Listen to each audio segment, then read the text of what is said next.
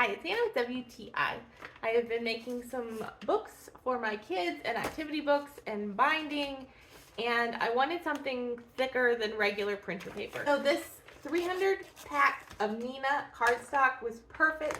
I'm really happy with it. It's a very bright white. This is a regular piece of paper and this is the cardstock. So you can see it definitely has some bend in it, but this one is floppy and this one has a little bit of staying power because it's a little bit thicker. So I really like this because it's not so thick that it feels super stiff, but it definitely is more durable, which is really nice for some activity books I made for my daughter because I feel like she won't be able to tear it as easy.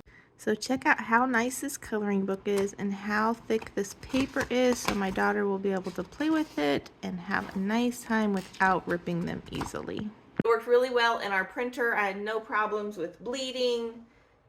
I love that it comes in a pack of 300, so I don't have to worry about ordering any more for a while.